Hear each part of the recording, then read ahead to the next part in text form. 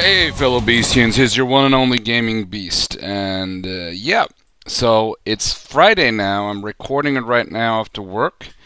Um, I think maybe it's going to be more Friday. I want to get a consistent day. Um, so we will try again next week for Thursday. Okay? The point is that I'm happy that it's happening weekly, even if it's a little bit fluctuating with days. It happens. I have a job, and I have other stuff that I have to do. And that's not even like other stuff like just chilling and like resting and whatever. I'm just, and as everybody, I'm not saying I'm the only one or I'm special. I'm not special. Well, whatever. Doesn't matter. The point is that let's get into the thing. And let's get into the episode. And as you know, what time is it today?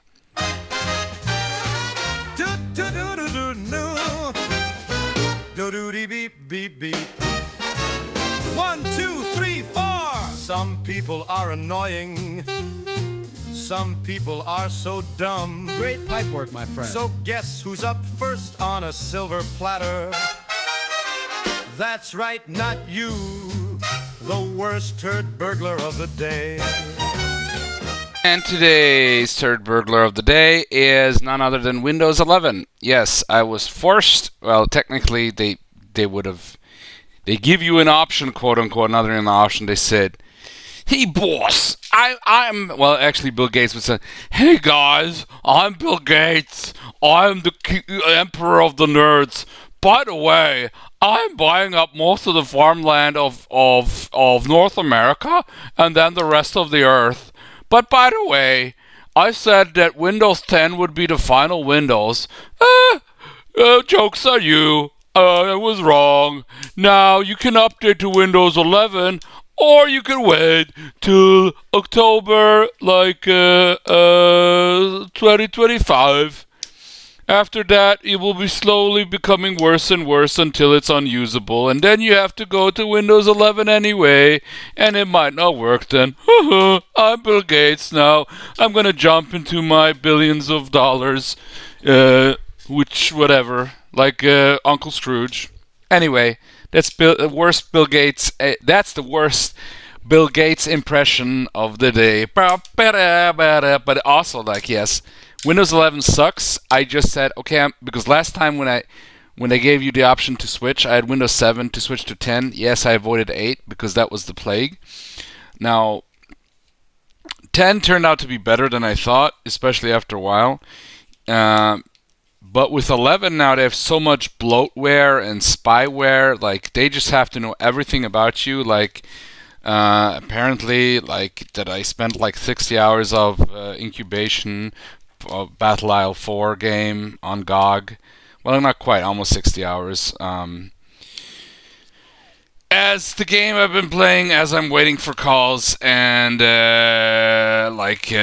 just thinking about how I got here in life. Anyway, the point is that it sucks. It's the worst third world of the day because, yes, we're going to talk about the Disney Plus series, and Disney Plus it's always a turd burglar, it seems like, but this time, this is a kind of a new thing with Windows 11, and I also wanted to mix it up.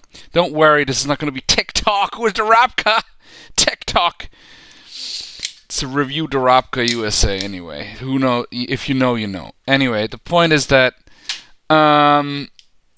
with this, we're going to continue on with the apparently the cringe that is MCU Disney Plus shows. Give me a second. I had it open, but I had to close it because I did a little of debloating bullshit. So we're gonna see here. Oh yeah. Let me just see here. Okay, so yes, by the way, I know the new Daredevil show has dropped, the first 2 episodes.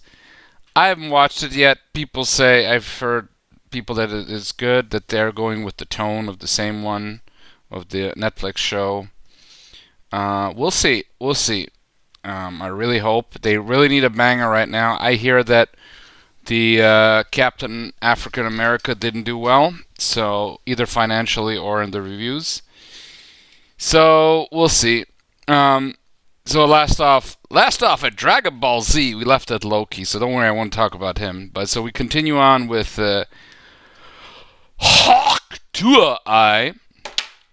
Hawkeye, and yeah. So we get Jeremy Renner, who played Hawkeye, but it's not his show really. It's about the new and improved Hawkeye. She's the bestest ever. Yes, and I know, I'm sure she's in the comics, whatever, but she's basically like a Hawkeye sidekick. Kate Bishop, who becomes Hawkeye, played by Haley Steinfeld. I have never heard of her, young actress, whatever. As far as I remember, the show was again one of those stupid miniseries shows, and it was about her being the bestest ever. And so apparently at the invasion of New York, which was the first Avengers movie, they called the Battle of New York in universe. Her house was like destroyed, and yeah, her dad died. At the there was like an impact, and then the house. She's like is apparently a very rich person, and she has a very like super fancy penthouse, like the billionaires, whatever. I don't know what that was. Bernie Sanders appeared here, and I kicked him out. Don't worry. And then she sees Hawkeye doing like some cool shit, shooting the exploding arrows and whatever at the aliens, and she was like, oh, "Hawkeye's the best." Then we see a little flashback how she's like training and everything for a couple of years. Like she was a kid, now she's like in her 20s, early 20s. She's in college, and oh yeah, she did like some kind of thing in her college where she got kicked out. She used like some kind of arrow to do like a prank or I don't know. It was stupid. So the show, most of the show is set in New York at just before Christmas time, and so they find like the armor of Hawkeye. Now this is, if you haven't seen some of the Avenger movies, you wouldn't know what the fuck is on. But when Black Widow died, sacrificed herself. So anyway, spoilers for old movies you probably won't watch. Spoiler alert! Spoiler alert! Anyway, so when she sacrificed herself, he was like, "Oh, I'm now darker and edgier," and he became like Ronin. He had like another armor, which was pretty cool. But he was like old vigilante style, going after like criminals and killing them. And so they find the armor, and nobody knew that he was Ronin. They find the armor, and which is like a ninja outfit, whatever. And there's this auction of the super rich bored people, whatever, and it's in the cellar. They are like selling it, and then some evil Russian gangsters come, because that's like the go-to is gonna be evil Russian gangsters, right? Who cares? And of course she can like defend herself pretty well, and then Clint Barton, aka what's his name, Jeremy Renner, sees like her, and then they have to team up, and then eventually it turns out that it's the Kingpin, which that was cool, but it's like, why is he showing up in this shitty show? Like, why is it not just Hawkeye? Because they do these moves where she's just as good as Hawkeye, who's been like fucking shooting arrows since he's been like a kid, and then trained under SHIELD, and he was in the military, whatever, like. And they do like these crazy ass shots at some of the action scenes, and she does it just as well. So she's very much modern day Mary Sue, bestest ever writer insert. Like, well, she is a independent, strong woman, bestest ever, slay queen. So, she's annoying, really. She's like a spoiled brat, but she's angry at her mom because she's like a semi-alcoholic rich bitch, wine mom, whatever. She got together with this guy who was obviously I think, well, no, actually, he looks kind of like a. Turns out that he was not, but turns out later on, here is a spoiler for a show you should never watch. She thinks the new boyfriend and they're gonna marry is gonna be like the big villain. He's got a big mustache. Turns out he's Jack Dukens, a more minor character villain and then hero called Swordsman. Never wears the costume, of course. He does fight with a sword at the end of it, so at least they gave him that. Gave him an action scene. Because they also have the sword from Ronin, which is pretty cool, like a retractable sword, whatever. So he does fight with a sword at once. This is like one of those things they just throw in these characters. They're almost like nothing like the character. But yeah, I wouldn't say he's the worst adopted character. Who knows? Maybe he'll don a costume eventually. Like, I don't know. The Swordsman, I think Swordsman was a Hawkeye-related character. Again, he's pretty obscure. Again, there's a lot of characters. The character, although, okay, he was like an enemy at first. He's like, yeah, he switched to hero. He's like kind of a Errol Flynn kind of dashing swords guy in like a purple outfit. So the writers were like, the creators, oh my god, another purple idiot costume guy, can't have that. He's gonna be just rich guy. He's gonna have the mustache at least, And he did fight once at the end with a sword. So, and yeah, all the beginning too, because they do fight. Because of course she's great at fencing too, so she can also like, she's equal to a guy who has been apparently fencing in medieval times or in like the Renaissance period. He'd be a master swordsman, a musketeer, or a knight, on that level. So, and she can equal him, and she like almost like injures, like I think she maybe even injures him because like, of course he's the evil villain guy.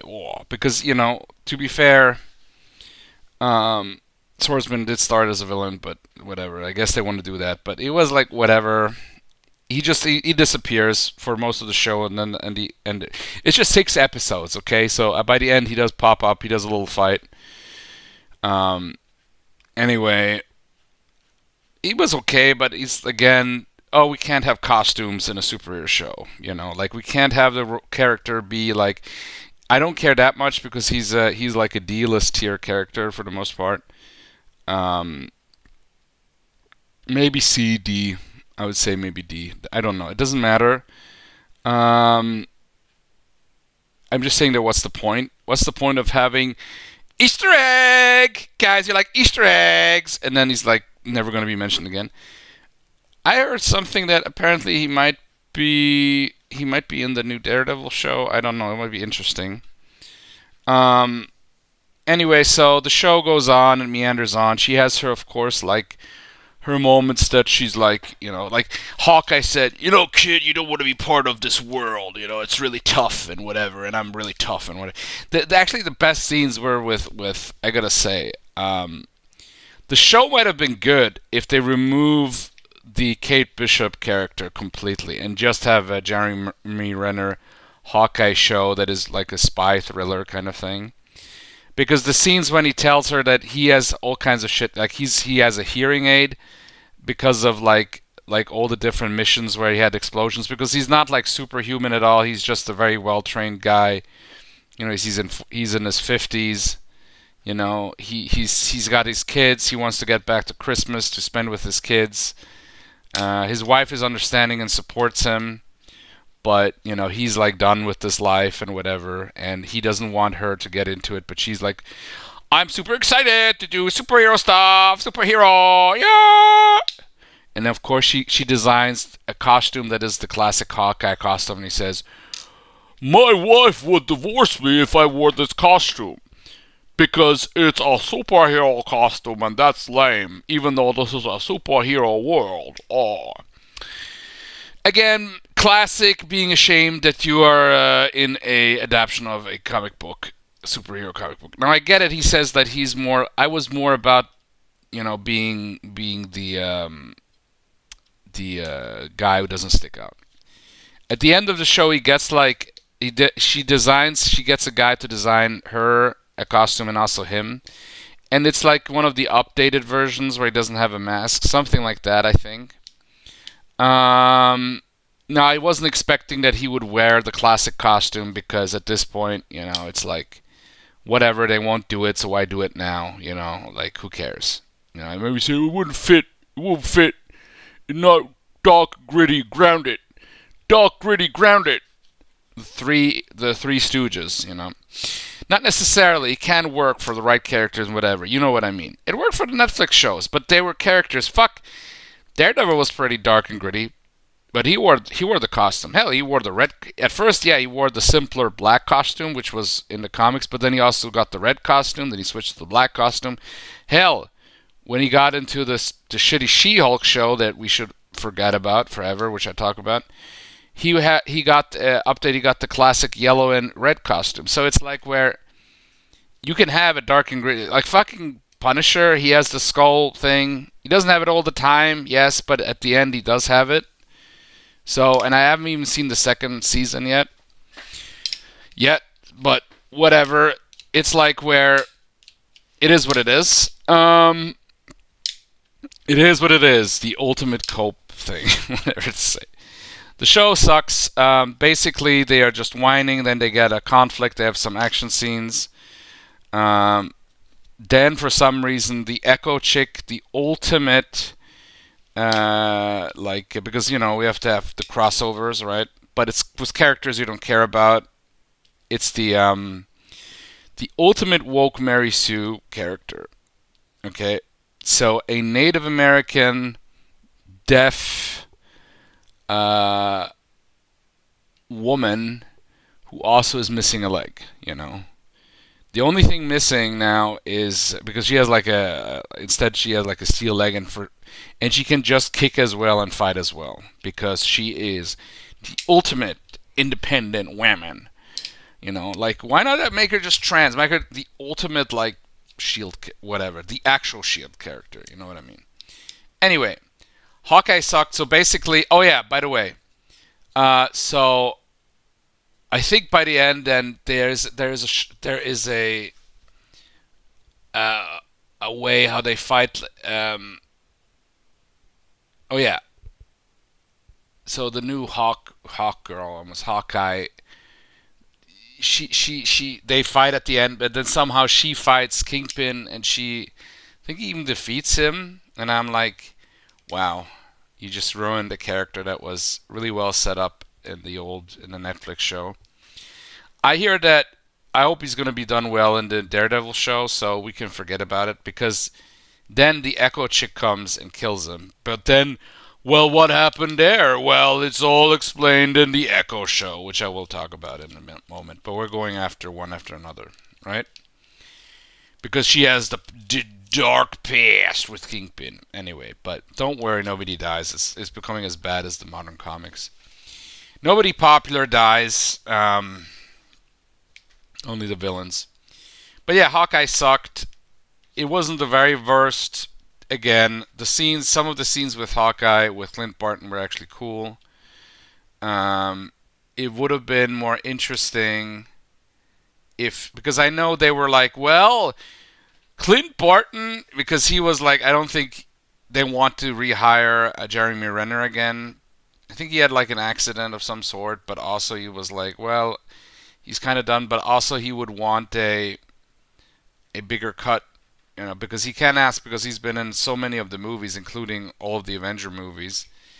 So they don't want to. They want to have also. He's also too white and too male. You know, too much Y chromosomes there. You know, unless he starts to transition, we are not. So they want. This is the new Hawkeye, basically. This chick is the new Hawkeye. And then she also meets Miss Marvel, Kamala Khan. She meets him, of course. We'll make the new. This is the MCU, okay? So now the Hawkeye, the girl Hawkeye, or Hawk Girl, whatever you want to call her, Hawkeye Girl, Girl Eye. I don't know what the fuck you want to call her. So she meets up with Kamala. Like, Kamala Khan visits her because they want to make a teen Avengers or whatever the fuck they want to do. Because that's kind of the point of these shows, is they continue the couple of shows, but most of them is that fucking the Winter Soldier is this is the new Cap, Hawkeye is this is the new Hawkeye. You know, they're all like more diverse. You know, this is diverse, this and that. which could have been done, but I would have preferred just characters that are already quote unquote diverse. You know, what's happened with Luke Cage? Can we bring Luke Cage back, but maybe now he wants to wear the costume and whatever? The Avengers doesn't have to be always the same characters. You know, you can have other characters. The Avengers was a very fluctuating team. You know, like I get it. The other actors, they either aged out, they don't want to be in it, or they don't want to pay these guys anymore. Because then now they could. I mean, they will be now. A lot of them will be now in the new Avengers movies. Chris Evans' character aged out. He died. I don't know if they'll bring him back. Maybe with the multiverse. Yeah. Anyway, so Hawkeye sucked. We'll move on because I want to actually finish this in time. Yeah. So you know what time it is now? Go now, Yahoo! It's a bright, shiny day. And now it's time for what classic have the woke skinwalkers ruined today. What classic have the woke skinwalkers ruined today? What classic have the woke skinwalkers ruined today? Today's classic is well, it's many things. It's basically every show here is a woke skinwalker ruining, but some of these are not classics. So I would, but here this is one that I at least because I did like Hawkeye as a kid, but he was okay. But he's just Arrow guy. He's like kind of it's purple Green Lantern, so it's it's a purple Green Arrow, so it's Purple Arrow. You know, if Green Arrow, you have Purple Arrow. The thing is that Moon Knight I did like. Now, I didn't get super deep into Moon Knight as a kid. I did like him. He had a cool costume design. And while I'll say this, from all the Disney Plus shows, this might be the most okay. Probably. But it's still ruined. Yes, I know. You can't make you happy ever. Like, I would say some elements of Loki are okay. This show could have been great if for not for a couple of changes. Also, I know like that Tomcat listening. This is a show. This is a character that you like a lot. And so if you haven't watched the show, you do want to watch it, then I'm gonna be spoiling the shit out of it. If you don't care, then well, join the roast with me. I don't know exactly when this will end, but you know, I'd say go forward somewhere or watch. I don't know. Do what you want. Point is that the thing about Moon Knight is that he's basically Marvel's other attempt, one of their attempts to rip off Batman, but he's like mystical Batman, Egyptian mystical Batman. So he became his own thing, and that's cool. So he's got his powers from this entity. And he's also schizophrenic, so he's got multiple personalities in his head. So the show plays into this, you know, which is really cool. You have like, it's the loser personality, loser nerd personality, and then he's got a super confident personality and whatever, and then who is Moon Knight, and they could turn into him. And at least here, I gotta say, they got the costume right. He's got two costumes. One is like where he's in a suit somehow for some reason. So I think he's like an Egyptian god, like possessed by an Egyptian god, a minor one. And he needs they have to stop another god, what is it? Khonshu, right? And they have to stop another, which god is it that they have to stop?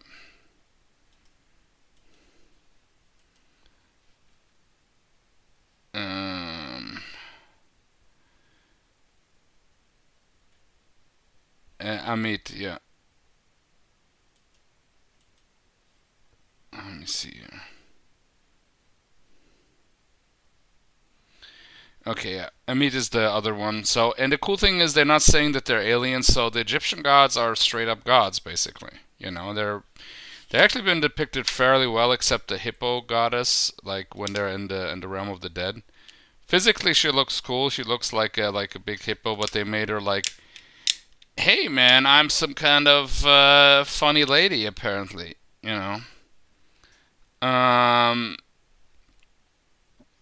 and I'm like, this is again very MCU bullshit. Because there's this whole scene where they're in the other world heading towards the land of the dead, you know, specifically, which was very detailed in Egyptian myth and whatever. So, again, it was a mixed bag. Um, the action scenes were pretty cool. Probably from all these shows, this was the most interesting in action scenes wise because we had a couple of mystical characters now with MCU, but this one I liked because it was specifically had to do with the Egyptian gods. You know, I'm a big fan of like mythologies in general, and we had like Thor is like it's been like so the Norse myth have been like kind of semi-ruined because like we're just aliens, we're just like humans, and now we're like refugees. At least here they gave it more gravitas in a way. I gotta say. I mean, some things were cool, was still with Thor, and yeah. So the show mostly is like the guy is like, you know, who am I? Why am I being like crazy, whatever? And then like he finds out about his other identity, hears the other voice, whatever, and they figure stuff out. He gets into trouble, gets almost killed, but then the Moon Knight takes over and he defeats the guys. Sometimes, you know, you see like how it switches out, you know, and so on. Like the personality switch, and then stuff happened and you didn't see it, which is kind of cool, but also you're kind of missing like some scenes, you know, which is kind of weird, but it's cool for what it is. Again, miniseries thing, introducing a character. I didn't like it that much overall. I think it was okay. It was the most bearable. Of course, he has some chick because they're like his confident personality is like a Indiana Jones style archaeologist, whatever. But and he was like together with this woman that the loser personality wanted to be with, and they were like they discovered like something, and there was like a big thing. Of course, the big twist, some kind of pain, whatever would happen. I know I'm like glossing over a lot of stuff because it's very samey, but again, some of the visuals, like I liked how some of the gods were depicted, some of the effects and fights were pretty cool, but it wasn't like something we haven't seen at all yet. You know, like I think the first two Hellboys did this stuff pretty well, better probably. Um, the character hasn't been ruined yet for me, at least the MCU version. There's a twist at the end. That one I won't spoil. It was okay. The point is that where I'm gonna be curious what they'll do with the character, other than him showing up in the Avengers Secret War, because that's what's everything. Like they're adding new characters here also that I don't think will have movies. And also I don't know if Moon Knight will be in like a permanent Avengers team or whatever. Maybe they've been thinking about, because they also changed their plans. They've been thinking about doing like Marvel Knights, where it's more like vigilantes and like and also mystical powered characters. Um, so I don't know. Maybe they wanted to do something with that, but now I've heard rumors that with Secret War there's going to be a big reboot or like a semi reboot, a soft reboot where characters will be reintroduced. The universe will be changed somewhat. Probably what's going to happen. Well, the multiverse saga, the quote unquote multiverse saga, didn't have any aim at all for the most part. The multiverse didn't even appear in every entry, you know. It's just part of the saga, whatever. It's gonna like end, and apparently the next one is gonna be called that's gonna be the Mutant Saga. So now they're gonna push for more X-Men. They will actually have an X-Men movie, but I'm like, eh. So I'm hearing like where they're gonna reboot it. You know, like we'll see. And I heard some people, well, we won't reboot it, you know, because with the characters or whatever, those things. We'll see, because what I'm thinking is with the multiverse, originally it was supposed to be Kang, and because Kang created this whole like sacred timeline, and then the whole time variance authority, the time cops, to prune off all the different timelines. And now it's like when he was then the time this whole timeline with him and him being killed in the Loki show created that there's all these extra timelines. That's how they explain all the other Marvel movies and timelines, like the X-Men, Fox X-Men, and whatever. So I think what's gonna happen is, even though maybe Kang will be still semi-evolved, maybe they recast him, whatever, who knows. But it's gonna be Doctor Doom. I think Doctor Doom is gonna like kill Kang and like take over his stuff. If it's gonna be Secret Wars, it's gonna be interesting because then they're gonna have to have Beyonder do the Secret War where, let's see who's stronger, villains or heroes. So I think they're gonna have a ton of characters, old and new. Like they might have even characters from other Marvel movies. And what's gonna happen is that I think that there's gonna be a big battle, whatever, between the heroes and villains, and maybe they'll bring up back also some dead villains. That might be interesting because the problem is with the Marvel characters, but also all of the superhero movies, that the villains get killed by the end, most of them. I love the good ones too, but also bad ones. So it's like, if you really want to have an epic fight like that, and not just have like them fight 500,000 times the same CGI monster, and like there's one big villain and it's against Thanos. They cannot do that anymore, really. So yes, there's gonna be Doctor Doom, but there's gonna be like other villains. Now my question is, are they gonna be the villains? Because if they're gonna bring back like Ironmonger and all these guys, from all the villains that have died up to this point or have like retired or whatever, like Abomination has been has been made into a joke thanks to She-Hulk, and like we'll see if he pops up. Probably he will pop up because he's been like mentioned, and he's like one of the only things other than Hulk that has been keeping the Hulk movie canon to the MCU, especially after the recast until now. Because I hear like Thunderbolt Ross, who has been recast because the actor died, but now it's Harrison Ford, and they have Liv Tyler as the girlfriend, Betty something, the girlfriend of Hulk, reappear in the new Avengers, in the new Falcon, Captain America, Brave New World, Captain African America, as I like to call it. But point is that we'll see, because what I'm gonna think is there's gonna be a big battle, then there's gonna be, Doom, Doctor Doom. He wants to like take over the whole universe. Doomsday is gonna be him doing his big epic thing, probably taking the powers of Kang. That's something he did do. Then like trying to reform the universe in his image. The Avengers trying to stop him. Then he brings out all these villains. And by the end, like, he probably will either win or defeat them because they're trying to do something what they did with Endgame. And they're gonna do like where then they're gonna be transported by the Beyonder to do the Secret War, and by the end of the Secret War, I think the Time Variance Authority and also the multiverses, everything will be merged into one, and that's gonna be the excuse for the soft reboot, so they can bring back all the classic Avenger guys, like also Iron Man and stuff. Which will be interesting because if they involve the Fantastic Four, which are from a universe from the 60s, is this new version of the MCU, the new MCU, new Coke, right?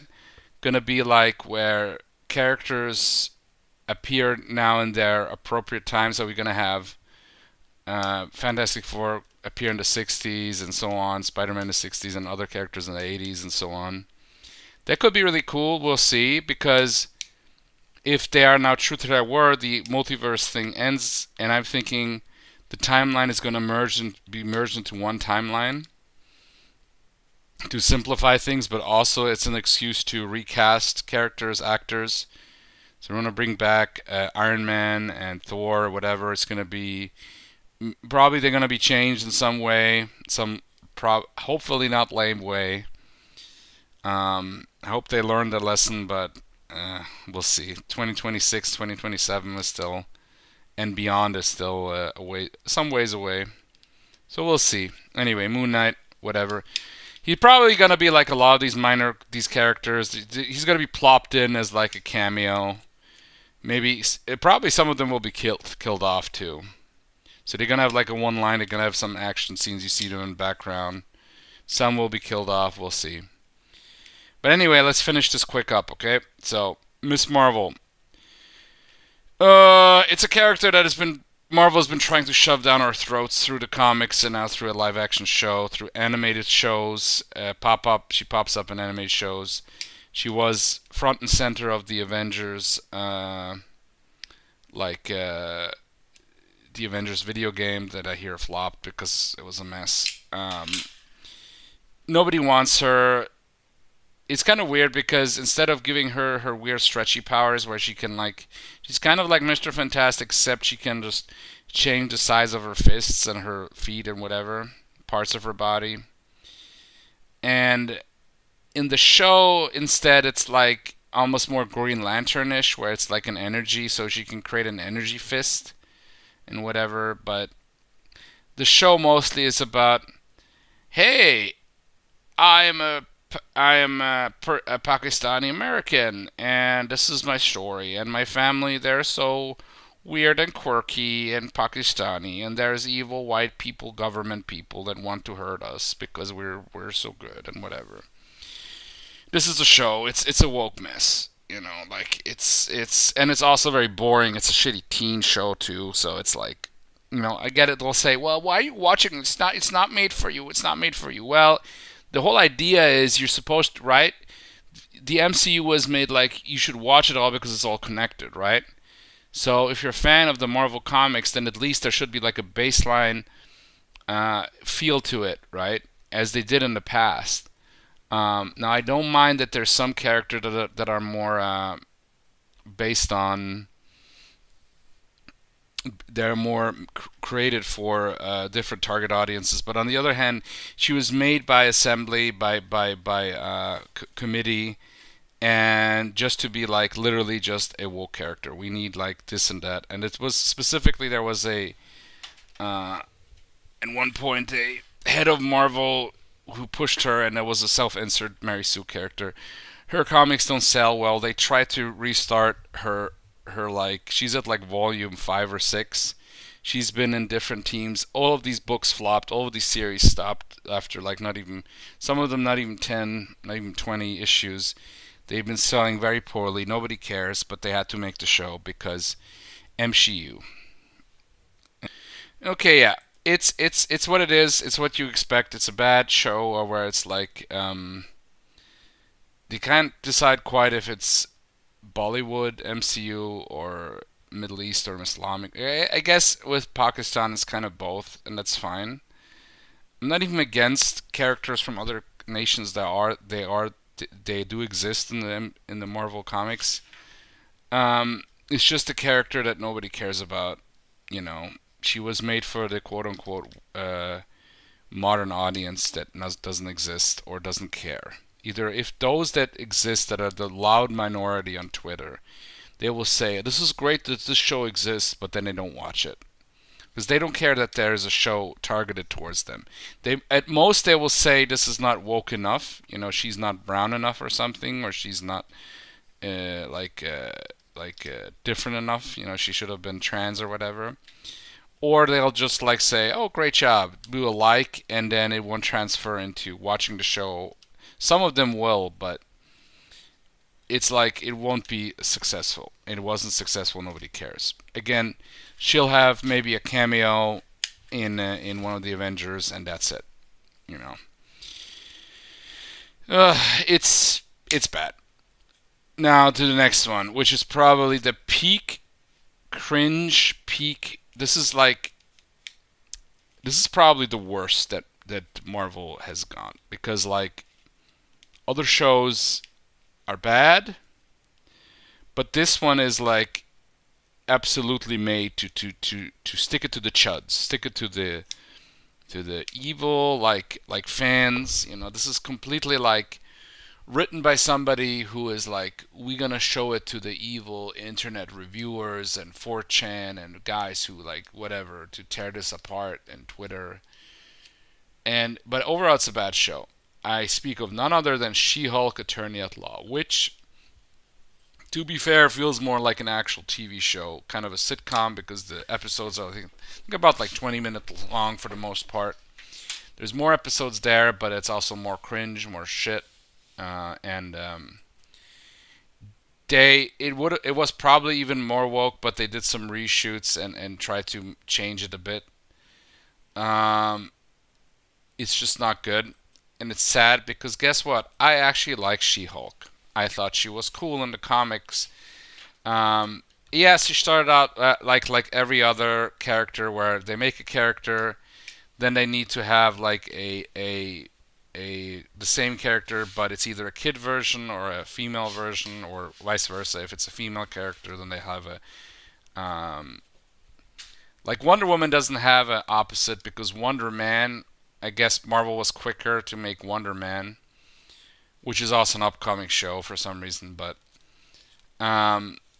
She-Hulk, at first she was just, the cousin of Bruce Banner, and she was dying, and Bruce gives her his blood because he's the only living relative that can save her, but he's like worried about his blood. But it changes her into She-Hulk. But she actually, the cool thing about She-Hulk was that she regained her intelligence. Now, you could say, well, that's how it was in the comics, and that's true. But the way I portray it in the TV show is kind of stupid. I don't mind the setup that they get into an accident, and there's like, but in a way it's kind of retarded how the blood accidentally spills into her or some shit. I would have preferred it more, again, like the comics, but I can live with the setup, It's a comic book, why let's do it like that. And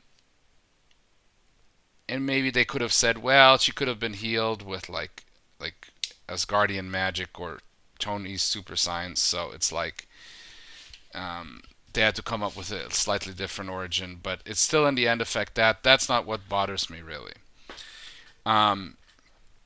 They do the fourth wall breaking, which is, yes, She-Hulk. There was a very popular run that I really also remember, was when She-Hulk did break the fourth wall, and that was actually the first character that I distinctly remember breaking the fourth wall. Probably I've seen this before, but at least with superhero comics, like in kids comics, like the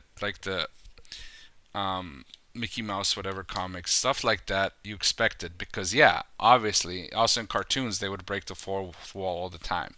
But it's a silly story. But with a comic book with superheroes, yes, they're also silly in their own way, but they're supposed to be more serious. They're fighting, there's violence.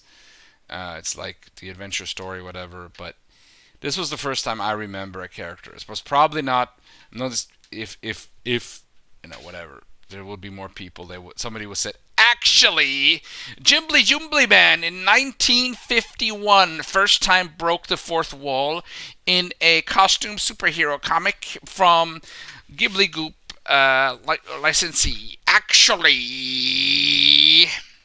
okay, brah. Yeah. Who gives a shit? The point is that I remember, I think it was a John Byrne. Let me see here. I gotta find the artist's name, the writer. Okay.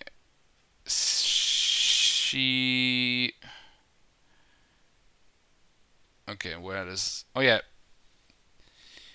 John Byrne's take, when they took over, they decided... Okay, yeah. They decided to go in a different way to make fun of comics up to that point.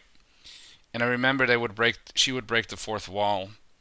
And I distinctly remember there was a scene where the readers would know, and she points towards the readers in the panel looking down, literally pointing at you. And Bruce is because talking to Hulk, Bruce Banner, because Bruce is figuring, well, where could this villain have gone, whatever, and she says, well, the readers probably know. And he's like, what the fuck are you talking about? And he moved, and she points at the thing, but he doesn't understand. It's the typical thing we've seen now with Deadpool 5 million times and some other characters. Point is that back then it was pretty cool. It was refreshing. There was all kinds of spoofy and parodies, but also like satirizing different superhero concepts. She made like a team. Eventually, a team got together, including Howard the Duck and a character. I'm not making this up, called USA. He was an American trucker called Ulysses Solomon Archer, who drove a truck. As far as I know, that he was made in conjunction. Marvel made all sorts of characters that were licensed or semi-licensed. USA was a interesting one. You would think that that he's like just another Captain America guy, whatever. Ulysses Solomon Archer. Okay, he was US1 apparently at one point. It was a short-lived comic book, Ulysses, but okay. It was okay. He's called USA, but it was licensed by Tyco Toys. They came to Marvel. Hey, we want to promote this toy because like back then, Marvel and DC they would make like comics based on anything they could get their hand on, including also licensed characters. Like both DC, for example, did Masters of the Universe very early on, and then eventually they lost the license. Although a lot of their input became canon in the comics and the later versions of He-Man, like him being Prince Adam, King Randor, I think all that stuff was a DC idea because, of course, you know. Point is that okay, apparently it was a US one. It was a truck, an electric trucking toy. Like it has a little line so you can control it. So Marvel decided, okay, let's make a character like that. It's like this guy, Ulysses Solomon Archer. You know, he's I guess like the trucker superhero, whatever. Screen Rant ranks Ulysses Archer and series villain The Highwayman as one of the superheroes that Marvel wants you to forget. No, he was fun. He was fun for his being just weird. It's not the worst superhero that not even Marvel did. Just calm down, Screen Rant. You had a cool article there, I guess. Maybe we go through that. Screen Rant is kind of a turd burglar anyway, as we know. But yeah, so him and then some other guys too, I think. But those two stuck out to me. And one issue they threw through different weird junk pocket universes. So they were universes contained inside of our own, and they were created by some kind of mad scientist, but they were like junky. And then one of them was the baloney universe, and it was a universe full of baloney. I'm not even making this up. And there was other ones that were quite stupid, but it was funny. Anyway, so that's how I remember She-Hulk, and yeah. Now I haven't read every one of even the Bind Wave, but it was a character I liked. I'm not saying she's my favorite character, but she was cool. She got her own personality and her own style. She wasn't just like Hulk with boobs. What I liked also about her design is that they found a nice middle way to make her just muscular enough where you believe she can like punch a Hulk level villain in the face and him flying away, without her becoming a roid monster. I know there was some takes on her where they made her an actual roid monster. I'm like, look, I think that was the good way to do it because, yeah, just saying. Point is that it was also interesting that she was basically always She-Hulk, and that she had her intelligence still. She was still what is even her name? See, that's how much I like the character. I don't even know her civilian name. Well, it's been a while, to be honest. Jennifer Walters, right? Point is that the show sucks. It's kind of a sitcom. It's also like a lot of like there is no like overarching plot other than she becomes like she is a lawyer, and then she becomes this she eventually becomes like a lawyer for supervillain superheroes. So she's representing the Abomination, who's now like, I'm into like like I don't know, like hippie shit, whatever. I don't know. It's mostly boring because a lot of it is just like her screeching like I could control my rage because I've done it every day since I was born because I'm so oppressed. Rawr! Woman, hear me roar. And there's literally a scene like that. She can figure out how to like control her Hulk side instantly when as she's training with Hulk, completely making Bruce Banner look like a loser.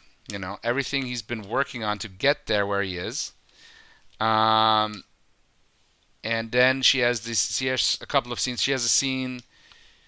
It's just there's a lot of stupid feminist shit in that show. They ruined their wrecking crew as well as throwaway villains who just instead of being who they are, you know, if you know, you know.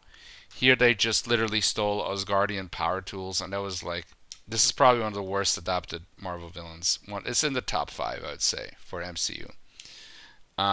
Let's not forget Flag Smasher from the Captain America whatever shit event. I don't care. Falcon and Winter Soldier. It's all bullshit. Anyway, yeah, She-Hulk. She-Hulk sucks. What a big surprise. No. They were trying. This one, they were. Some of these shows were just set up for one season. This one, they were trying to have another season to have it like an actual TV show. I didn't mind that.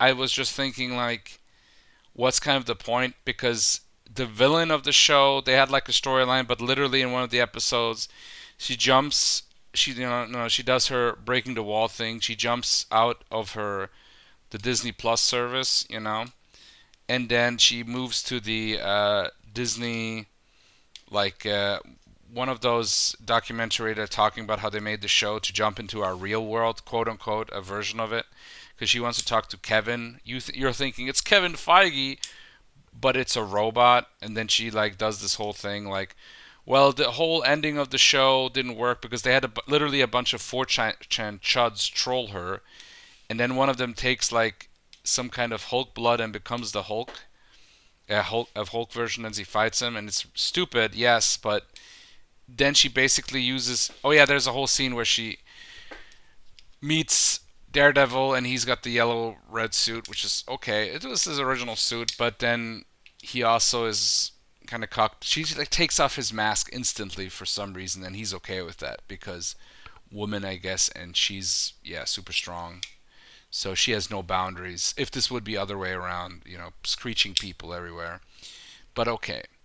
So he was actually not that bad, but then they have a fling, one night stand, and he has the scene where he has the walk of shame, and that was also kind of like, you know, you're also ruining a character that was set up pretty well in the Netflix show. They'll probably ignore it. It won't be decanonized, but whatever. He probably should just burn the yellow suit and just never talk about it again. Yeah, again, she just literally jumps out and jumps into the reality of ours through the documentary. But then it's not Kevin Feige; it's a robot. At this point, it should have been Kevin Feige. I don't get why they made him a robot. It wasn't that funny, honestly. And then she like is very cheeky, like, "Where are the X-Men?" Ha ha ha. And I was like, you know what? It doesn't work. The whole show is a big failure. Again, I think they wanted her to be also in the new Avengers. This is literally like, here's the new Avengers. Instead of Hulk, you'll get She-Hulk, you know? Oh yeah, and then you see like, I think Scar or whatever, like Hulk's son that he had on Planet Hulk. For a second, he doesn't talk. That's just an Easter egg. Another character that can be thrown in and forgotten. Okay, let's continue on. It's Secret Invasion. It's such a secret that nobody cared about it. It's just they're trying to do another like spy thing. They have Nick Fury, but it's really old Nick Fury. It's Samuel L. Jackson. He's phoning it in. He doesn't care. It's about the Skrulls that were like depicted at, oh, we're actually good people now, where we were good people, you know, and we were like treated really badly by the evil uh, Kree, the blue-skinned aliens. Although now there is like blue-skinned Kree and there's also normal human-skinned Kree for some reason. which I hate because anyway, whatever. Um, that was an anyway. The point is that Secret Invasion, it's mostly boring. It's just them doing like where the Kree now, we are refugees. They're doing again another woke bullshit where they're pushing that they're refugees, and then they're saying that there was this one guy who like radicalized, so they have like the terrorist thing. They like there's a whole attack where oh yeah, uh, one character who's been around since the Avengers days. It was Nick Fury's assistant. Let me see here. Played by. Give me a second.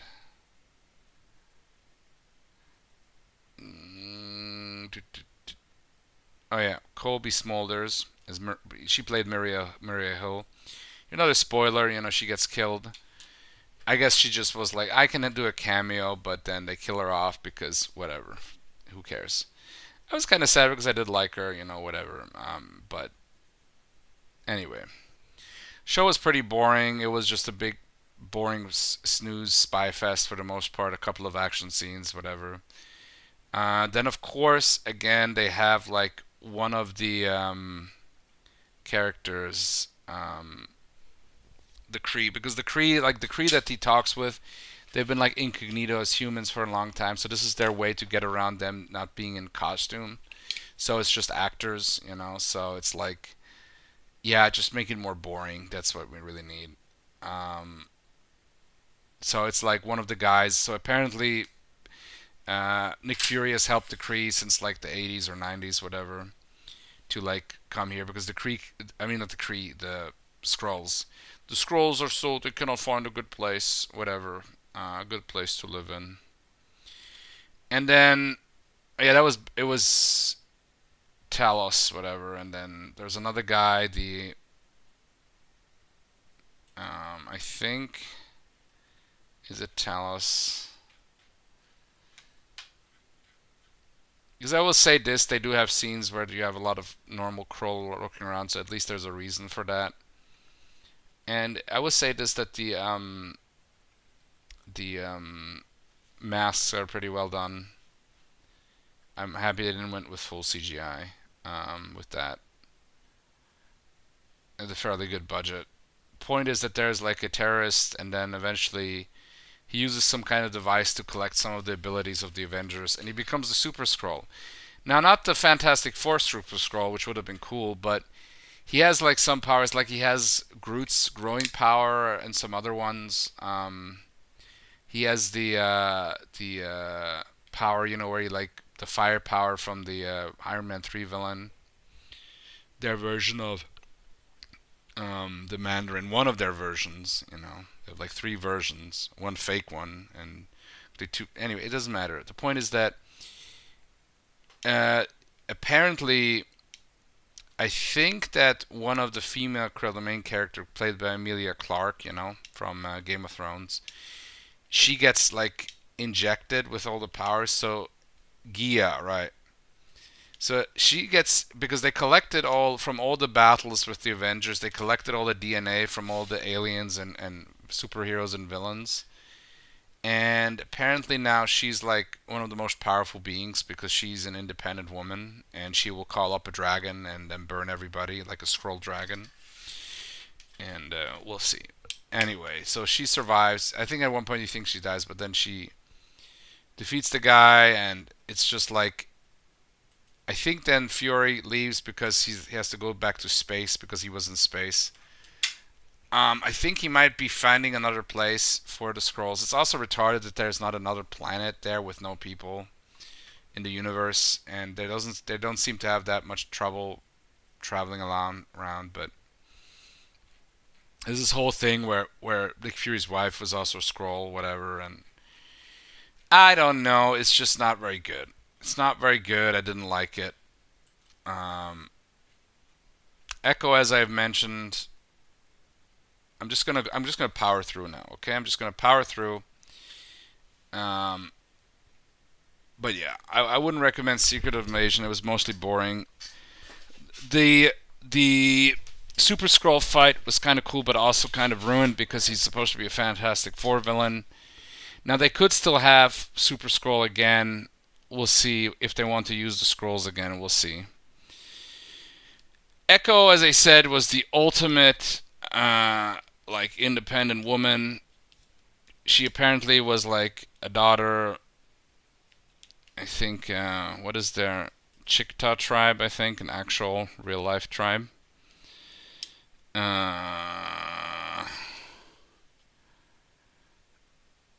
yeah, Maya Lopez or Echo, Choctaw tribe, right? And it's again it's the same thing like Miss Marvel. It's about like you have this Native American, the Choctaw tribe settlement, reservation, and she returns there. She wasn't there. She was like working with her dad as for the Kingpin, where her dad worked for the Kingpin, but then he got killed. And then the entire show is like her coming back, but it's like she's like deaf, so she can't talk really. I guess she can make sounds, I guess, but she cannot talk, and she cannot hear. So they have to talk in sign language. So and they also talk in some words in Choctaw. I will give him this, that they really went all out, because there is a voice channel when you watch it in Choctaw language. My thing is that I don't mind a Native American superhero, honestly. Like I really like Brave Star, for example. Now I know that's not Marvel, but I know there's an X-Men character that would have been interesting that they have made actually in the Foxman universe. But all that I'm saying, again, this is a fairly newish character that was literally just made to be like super diverse, and that's it. Of course, she's also Mary Sue, and she's also kind of a really horrible being, person, really. Um, and it's this whole storyline how like her ancestors kind of like she has these visions of her ancestors, which could have been interesting. Again, there's like potential with a lot of these shows. There's potential, but it gets ruined. Because I know that her original powers were changed for the show, but she's just really boring. Basically, she like eventually like fights like the Kingpin and his first she fights her minions. At one point in a flashback, she fights Daredevil and of course defeats him. And I'm like, yeah, no fucking way. But whatever. Okay, we'll do it because cameo, right? That was like the most interesting of that show. So there's this whole thing where basically Kingpin became her surrogate father after her father died. And then she wants to kill. Oh yeah, because in the Hawkeye show she wants to kill. Because then this is actually, I will give them this, that they did plan this somewhat well with the crossover, where this is like, some of these shows they have some. You really gotta watch them together if you want to get the gist of it. So for that, it's cool. And she wants to kill like Clint Barton because when he was Ronin, he killed her dad. But then turns out Kingpin put the hit on him because he betrayed him, whatever. But it's very exhausting now. It's just it's just 5 episodes, so it's a lot of the same thing. Her like you have an action scene here, then it's a lot of like talking and like how the character like you have left your tribe and whatever, and now you want to reconnect or whatever. It takes them first. She doesn't even tell that she's there, and then there's all these extra characters that you don't care about because they have to fill like 50 minutes of TV or 45 to 50 minutes of time, and it's just I didn't like it. There was this whole scene where she's on the train, and I was like, she doesn't even have like a cybernetic leg. She just has like a normal like metal peg leg thing. Her uncle, he makes her a more advanced one, which I didn't mind. But again, she's also like, and she just the way how she treats and talks to a lot of her family, whatever. It's also, I get it. They put her in the Disney Plus show. They put her as part of one of the Defenders, the street level characters, which would have been okay. But she still sticks out more as a Mary Sue. Even with Defenders, I gotta say, even with the shows I didn't enjoy as much, like Jessica Jones, even though Jessica Jones is quite powerful, she has quite high level of super strength. I don't think she has durability, maybe somewhat, but not like Power Man, Luke Cage. None of them were like Mary Sue characters. Luke Cage, by the end, yes, he's bulletproof, but it's more a durability because at the end of season one of the villains, he has like this almost like a rocket propelled rifle, like high powered, high caliber sniper rifle that does puncture him. So he's like he's more like Golden Age Superman, where when he's only resistant to a certain level to damage, right? And it wasn't just that. Also, in their characterizations, they weren't Mary Sue's. They had all kinds of issues. They had all kinds of problems doing their thing. They had resistance from different ways. It just worked better. Even Luke Cage, if we're gonna do like a woke show that actually was more interesting in that sense, Luke Cage, the original character, was already that. I would have preferred if they did more 70s like black exploitation style like the comics did, but okay, they went with like what are more current and down gritty whatever. It still was okay. It wasn't my favorite show. I just watched the first season. I haven't seen the second one yet. From all these shows, the only one I watched to end was Daredevil, but it was still okay. All of the Netflix shows were mostly still okay. Probably like the one I was most disappointed with was Iron Fist, because somebody pointed out because there were like always I think 13 episodes or 12 episodes, something like that. So they had to fill a lot of time, and they had all these extra characters that didn't add anything to the story. Whereas it's a story you could have said better as a movie or as like a really focused miniseries, maybe 4 or 5 episodes at once. If you're gonna do a miniseries, make it a miniseries, not have maybe even just 2 episodes. 2 or 3, I don't know, something like that, but not 12. There was a lot of there was a guy pointed out on the site that I get my stuff like that, my news, and there was some interview, some guy with the Daredevil show. He said, we're gonna make it in the tone of the old show now, and it's gonna be also we're gonna continue that storyline. But we're also going to remove a lot of the navel gazing. Now, I've heard that there's going to be 8 episodes, which I think is more acceptable. Because to me, it's like, I want to have rather less episodes that have content if you're going to do a continuing storyline. Or you can do the Monster of the Week thing, then you can have more episodes. But, and you could still have a continuing storylines. I think Agent of S.H.I.E.L.D. did it the best. And Agent of S.H.I.E.L.D. wasn't that great, but it was set up as more a traditional TV show. Joss Whedon knew what he was doing because he was doing it with Buffy.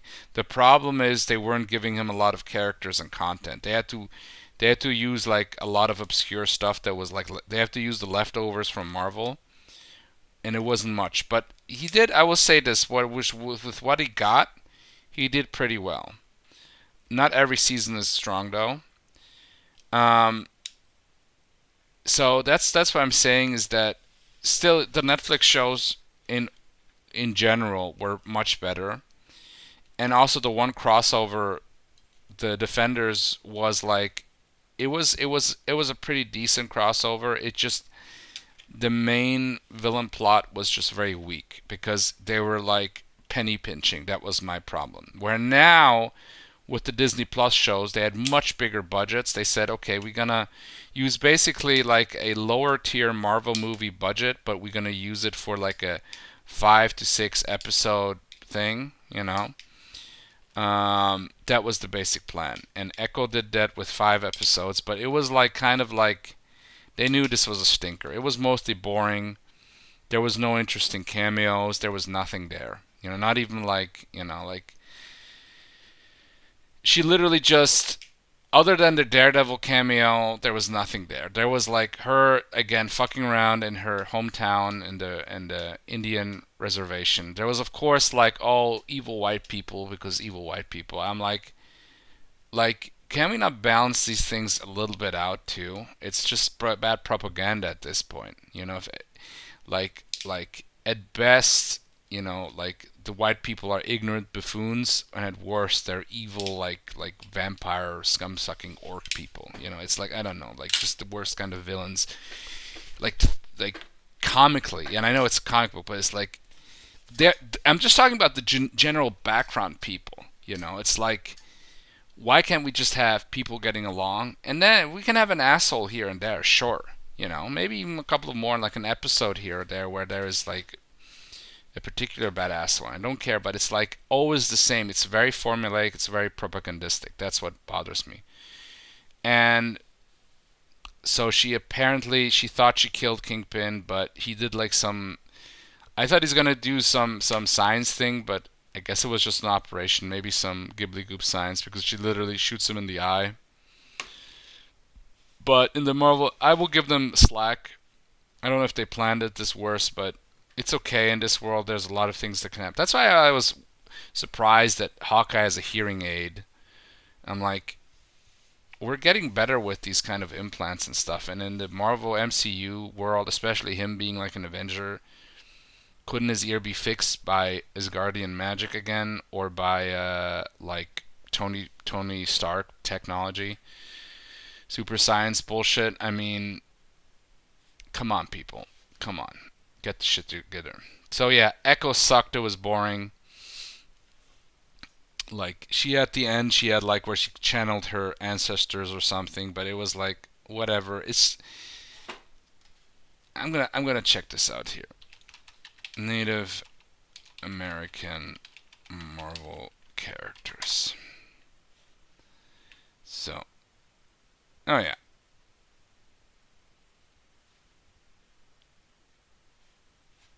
Okay.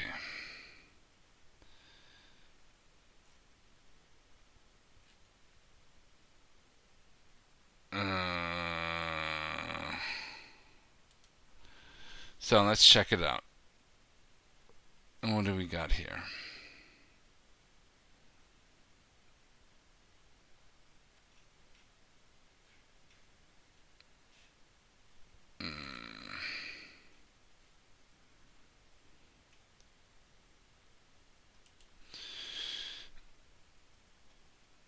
Okay, indigenous. I can't come up with that thing. Forge. Okay, Forge is one too. I didn't know that. He's from the Cheyenne Nation. There you go. Well, maybe a lot of the characters were owned. They're part of the X-Men thing, so maybe now it could be cool. And Forge is a cool character. He makes like tech stuff and whatever. And I wouldn't make him like, oh, don't make such a big deal that he's that. You could like do it a little bit, you could have like a sign, whatever, but just make him like they did in the comics.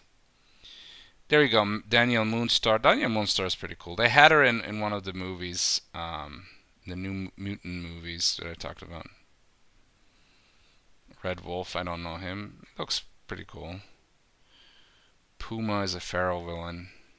Can be occasional hero. Warpath. Now Warpath, they have a lot of them in X-Men, because in X-Men what they would do, I remember they had a lot of they would do a lot of what they call now diverse. They had this way before that was a thing, a word. They started it since the 70s, because yes, I get it. The old comic books, they didn't have a lot of diverse characters because it was what it was. It was a different time. But since the 70s, they've been making characters of all the colors of the rainbow. Okay. So yeah, there is one character after the other. Thunderbird.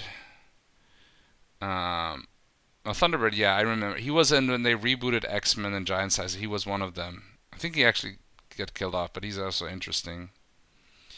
So there's quite a few characters here that they can use, especially now that they have also the rights for X-Men. So there's no excuse.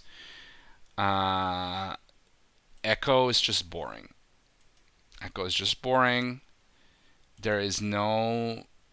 I didn't find her interesting, and it still has some woke bullshit quite a lot, because again it's like Miss Marvel.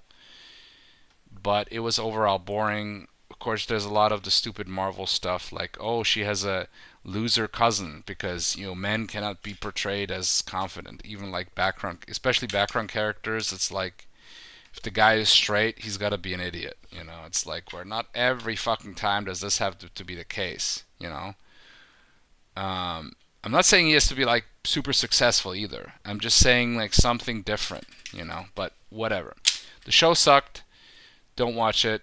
Also, especially if you don't want to like constantly read just subtitles when they're like doing sign language or whatever. It just becomes like such a, I don't know, like it becomes exhausting. Um, and then finally, this is like what they count as a new era. This was the Marvel Studios era, which they call now. This is the Marvel Television era, technically.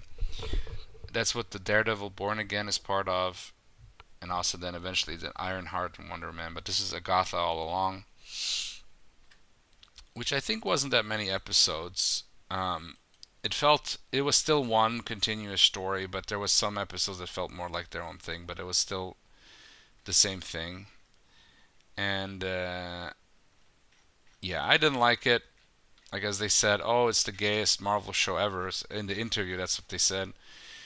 I think you're right in both ways. You know, it is quite gay, and not in the way. I mean, also in that way, it's just also very lame. It's a character also I don't care about. Again, there was a YouTube comic guy that's pretty famous, but he's been like, I don't know, he's heel turning. You know, he's like he used to be super anti woke, and now he's like, oh, he's probably wants to like work for Marvel to do his favorite characters, whatever. The point is that he pointed out, why are you watching a show that is for moms, for women? It's like, well, isn't that the point again? What I said. If you want to get the full MCU experience, you want to watch everything, right? And I guess it's slop. It's my own fault. Oh, watch the slop. Why you watch the slop? I'm like, at this point, I'm just doing it for reviewing and shitting on it. At this point, that's my excuse. But it's really bad. And yeah, there was no, because they said, oh, is there going to be a second season, whatever? Because there's a closed story with this, you know. She like invites a bunch of witches to go on the witch's way. They have this whole song, which is, I'll admit, it's quite catchy. My thing though is that it's again, it's of course a whole big twist. You gotta have the whole twist. You always have to have a big twist, and I'm gonna spoil it here because you're not gonna watch the show, and please don't. So basically, the show is like she loses his power. You have to first of all watch WandaVision because she's the main villain there, which I already told. And Wanda does a spell on her to traps her in a psionic state where she's like constantly being tortured in her mind. You know, she sees everything differently and she's just crazy. Now that Wanda died in well, here's the thing, but she was the villain, so whatever did you expect, you know? In Doctor Strange and Multiverse of Madness, her spell, it took a while, but her spell finally did lose its power. So she's free. She gets found by this young guy, you know, flaming gay guy, which I wouldn't care that much about. I mean, he's like, at first he's not, he's gay, obviously, but I thought just from the first look that he would be this, but, you know, I don't really care if the character is good, if the character is interesting and good. Turns out that he's supposed to be Wiccan from the New Avengers, which was a comic book with like teen adventures. I think they were like the kind of, it's not that old from a comic, but basically he has this whole hex on him, and he's like trying to enter the witch's way because he heard legends that a witch can gain power through the witch's way, but nobody has like passed through it except Agatha. The point is that they get a bunch of these witches that are like, you know, they are all loser witches, whatever, and then they go this way. One character dies after the other, except the Black Witch. She actually escapes with her life. And every episode is, of course, like, oh, it's zany this, it's zany that, you know, and it is very gay, which is fine if that's your thing. And against people saying, well, watch, it's not made for you, it's not made for, don't watch it. And I'm like, apparently everybody took this because apparently not many people watched it. The point is that where there was not much to it. Oh yeah, And the villain, I guess one of the villains, although I guess, depends on how you look at it. Um, Aubrey Plaza from Parks and Recreation. Here's another spoiler. Get your butt cheeks ready. She plays a character called Rio Divida Vidal, but it turns out that she's the actual MCU version of Marvel Death, which is a woman. That is true. Now, I'm curious if they're gonna go the whole way because in the comic books, the reason why Deadpool doesn't die is because the female version of other than his healing, because even his healing has limits, the female version, Death, is in love with Deadpool. Also, the motivation for Thanos to destroy everything is to impress Death.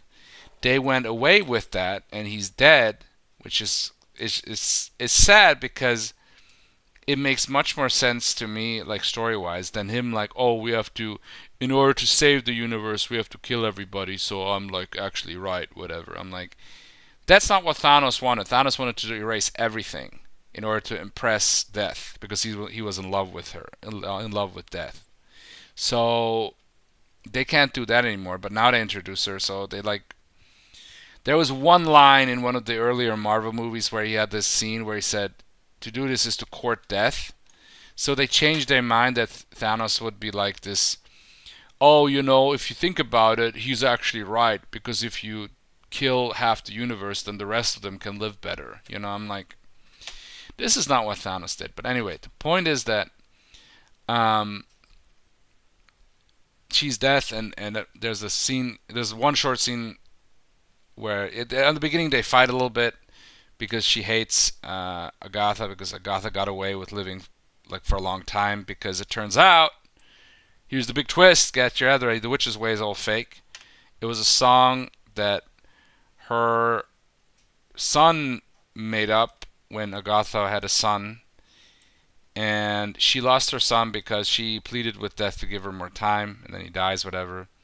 So, because in the beginning it said that Agatha killed her son, which is not true. What is true is that she came up with this Witch's Way song. She was like almost like a bard with her son. That the witch came to her and then talked about like, hey, this Witch's Way, it gives witches more power, right? And then she said, of course. Basically, she scams them because one of Agatha's things is to take away the power of other witches, which kills them, but she gets more powerful. And she basically like turns out then they show how she would come up with the witch's way in this ritual. They hold hands, they do the song, and over the hundreds of years she existed, they show this montage. She's been taking away the powers of hundreds, probably thousands of witches. And she's done this again and again, and she tried to do it now, but because turns out that Wiccan, I know this is a whole lot. Like if you haven't seen all these shows, you won't get really what's going on. Wiccan was a normal teenager, but then when WandaVision ended, she created her twin sons, and one of the soul of the fake twin sons, because in other multiverses she did have twin sons. So the soul of a magically created fake twin entered Wiccan, and that's how he gained his powers, and his personality changed for that reason. And so he has the reality altering magic from his mother. And so when they were doing the Witch's Way thing, he actually created a Witch's Way pocket universe. So it was kind of interesting.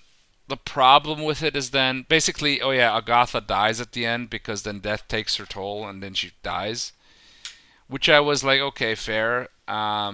She was insufferable anyway, so that was probably the best. And she was quite evil, Agatha, but then she's not evil, whatever. But she was, and she deserved it. And death is a cosmic force, and if you're gonna have a cosmic force character, you cannot just take away their power. Like there's characters like her that can cheat death or fate for a while.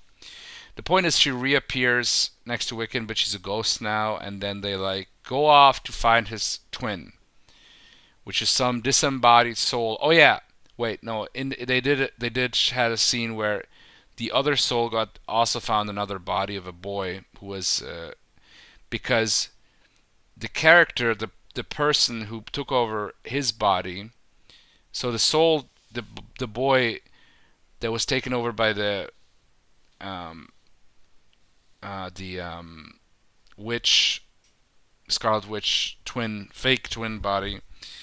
He was an accident, and he was medically dead for a couple of seconds. That's how the soul could enter. This similar thing happened with another random kid who was drowned in a pool, but then he got resurrected, not resurrected, he got resuscitated. That's how the other soul could come in. So now they're trying to find that other soul.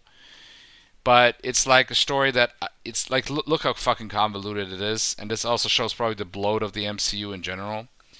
Is that as much as I do like the interconnectivity, it's also done with characters that you don't really care for storylines that at least I don't care for, and it's also convoluted. And why do magically created souls that don't exist continue to exist? Sure, they in the Doctor Strange Multiverse of Madness, she finds other universes where they do exist, but magic should have limits, including not being able to create literally like functioning souls.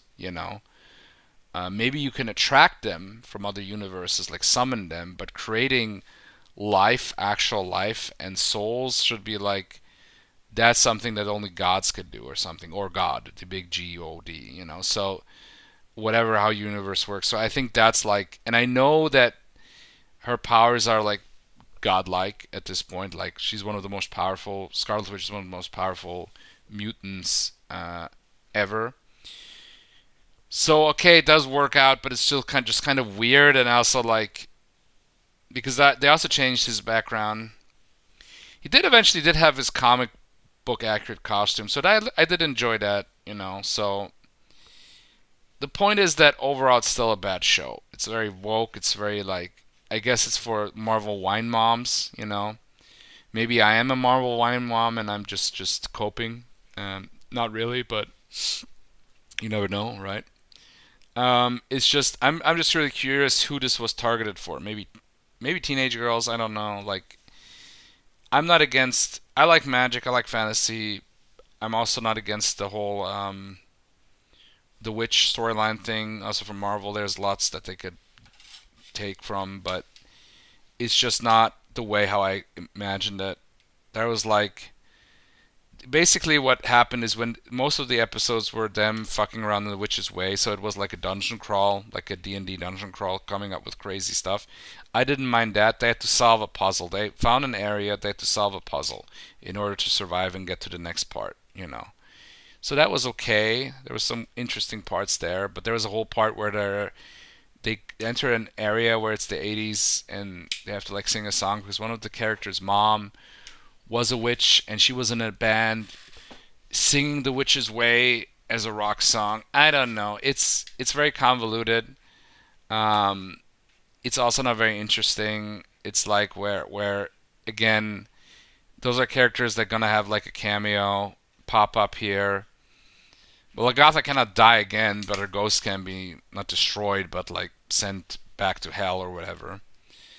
And it's again a character, Wiccan, being established as a. We gotta have younger. We gotta have more like characters that are diverse. That's the entire point of these shows. So I am not like Aubrey Plaza was kind of okay as Death as the villain, like, but technically I wouldn't consider her a villain. Agatha is the villain, but she's like, well, I did it because my child died or some bullshit. Like Death is just doing her thing as Death. She even allowed her son to live longer, even though he was sick. So it's like where, and they don't, and Death doesn't have this connection to Thanos, so they ruined that. So you cannot even say that. But it's Aubrey Plaza again, so I have a hard time disconnecting her because she just plays literally every character is just, oh my god, I'm such a disconnected hipster chick, but I actually look really good. But I'm also such a disconnected hipster chick. And like in Parks, she's the same character as Parks and Recreation. She's one of these actresses that skirts by her looks and by her one character that she can play. So yeah, show sucked. This is the end. I haven't watched yet Daredevil Born Again. I probably would like that. I'm thinking that I will at least watch the second season of Punisher that I haven't watched yet. I'm gonna wait out to. I'm gonna not look at spoilers because I actually want to get the full experience. I still haven't watched the last two episodes of Friendly Neighborhood Spider-Man, which is cringe. But now we just wanted to talk about the first waves of Disney Plus shows, okay? And I think this is where we're gonna end it. Well, at least with the normal episode, because it's not over yet. Because you know what time it is now. Step right up to Beast Mail Show, where comments and discussions are in full flow. Grab a seat, take a load off your feet, let the jazz take you on a wild beat. Ooh. Bebop to wop, swinging high and low. At Beast Mail, ready to go. Join the fun, come on and play in the jazz-filled world of Beastman. Yes, it's again time for this one and only time. It's called the Beast Mail. Yes, and actually, by the way, I remember when I first started doing the AI slop music.